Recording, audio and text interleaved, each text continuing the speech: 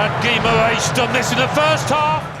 ব্রাজিলের ফুটবলের চিরসবুজ সেই শৈল্পিক ডিবলিং, গ্যালারি কাঁপানো ছন্দ আর এক জাদুকরী অধ্যায়ের অবসান ঘটল মেটলাইফ স্টেডিয়ামের সবুজ ঘাসে।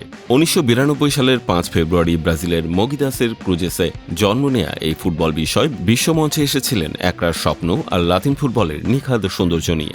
২০১০ সালে যেখানে মাত্র ১৮ বছর বয়সের এক কিশোরের পায়ে রচিত হয়েছিল আন্তর্জাতিক ফুটবলের প্রথম মহাকাব্য, দীর্ঘ ১৬ বছর পর ঠিক সেই মেটলাইফ স্টেডিয়ামের বিষাদমাখা রাতে শেষ হল নেইমার দা সিলভা সান্তোস জুনিয়রের বর্ণিল ও আবেগঘন এক রাজকীয় যাত্রা।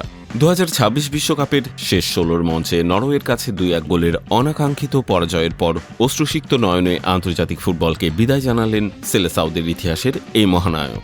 বিদায় বেলায় ৩৪ বছর বয়সী এই ফুটবল জাদুকর ভাঙা কণ্ঠে কেবল এতটুকুই বলতে পেরেছিলেন, আমি চেষ্টা করেছি, নিজের সর্বোচ্চটা দিয়েছি, যেখানে শুরু হয়েছিল সেখানেই সব শেষ হল।